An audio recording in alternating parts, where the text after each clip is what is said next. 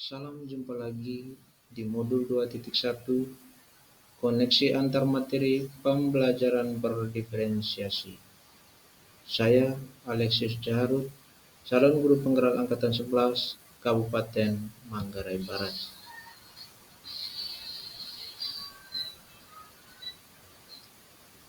Pak Posma Sihombing selaku fasilitator saya dan Pak Fabianus Cibadut selaku pengajar praktik angkatan 11 Kabupaten Manggarai Barat. Salam dan bahagia Bapak Ibu guru. Jumpa kembali dengan saya di modul koneksi antar materi.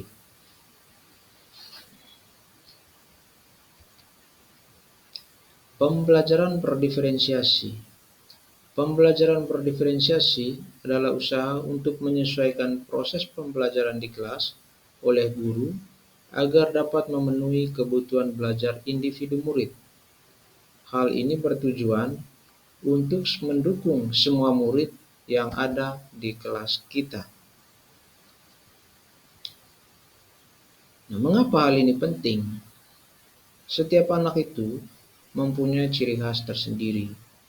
Mereka mempunyai kelebihan dan kekurangan masing-masing. Demikian pun minat, pola pikir, dan juga kemampuan masing-masing, serta kebiasaan murid yang berbeda-beda. Nah, di sini, guru mempunyai peran penting untuk memenuhi kebutuhan belajar murid yang berbeda-beda itu, agar mereka merasa aman, nyaman, dan bahagia saat belajar di kelas. Selain itu juga, agar tujuan pembelajaran dapat tercapai.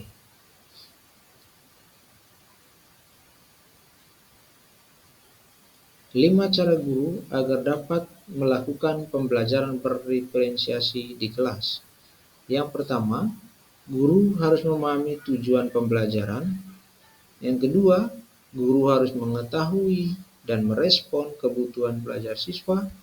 Yang ketiga, guru harus menciptakan lingkungan belajar yang nyaman. Yang keempat, guru harus melakukan manajemen kelas yang efektif. Dan yang kelima, guru harus melakukan penilaian yang berkelanjutan.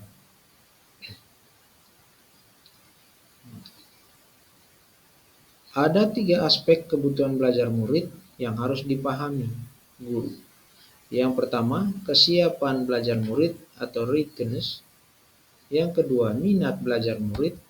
Dan yang ketiga adalah profil belajar murid. Yang pertama, kesiapan belajar murid atau readiness. Kesiapan belajar murid.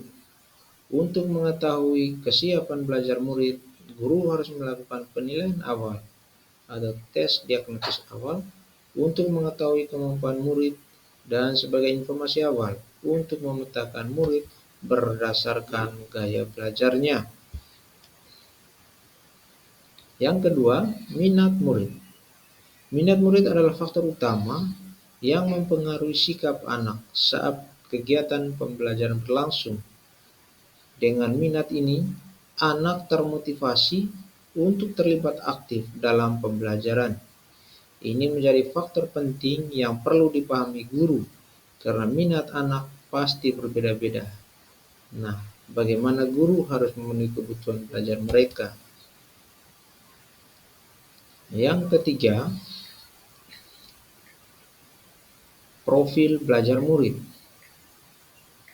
Faktor belajar murid berhubungan dengan lingkungan, budaya, gaya belajar, dan kecerdasan murid. Yang berikut adalah 6 cara mengidentifikasi kebutuhan belajar murid. Yang pertama, observasi perilaku murid. Yang kedua, mengidentifikasi pengetahuan awal.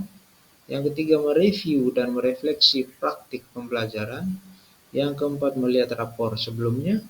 Yang kelima, berkomunikasi dengan guru dari murid sebelumnya. Yang terakhir, melakukan penilaian baik formatif maupun diagnostik.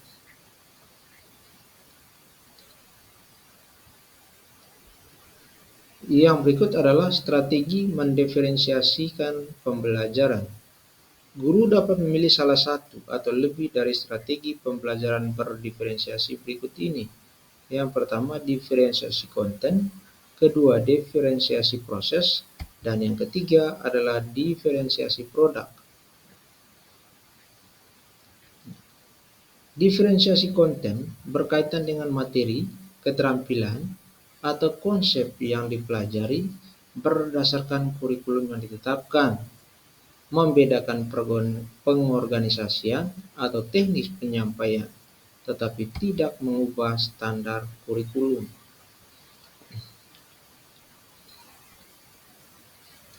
Yang kedua adalah diferensiasi proses, memungkinkan murid untuk memahami dan memaknai konten, berlatih dengan cara membedakan proses yang dijalani murid. Yang berikut adalah diferensiasi produk, berkaitan dengan bukti yang ditunjukkan murid atau memodifikasi produk sebagai hasil latihan atau hasil belajar murid, serta pengembangan dan penerapan dari hasil belajar murid.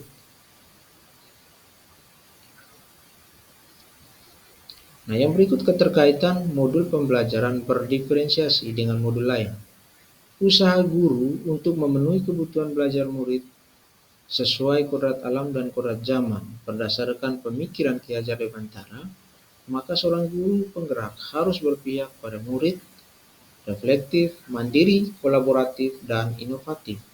Dengan demikian, seorang guru penggerak dapat mewujudkan kepemimpinan murid agar murid merasa merdeka dalam belajar sehingga selaras dengan nilai dan peran guru penggerak. Lalu visi guru penggerak dapat dijalankan karena berpihak pada kepentingan murid. Dalam menjalankannya, maka guru dan murid perlu membuat kesepakatan kelas yang nanti akan menjadi keyakinan kelas agar pembelajaran dapat berjalan dengan baik sesuai nilai-nilai budaya positif. Semua hal tersebut di atas memungkinkan pembelajaran berdiferensiasi dapat berjalan dan berpihak pada kepentingan belajar individu murid. Demikian keterkaitan antar materi modul 1.1, 1.2, 1.3, dan 1.4 dengan modul 2.1.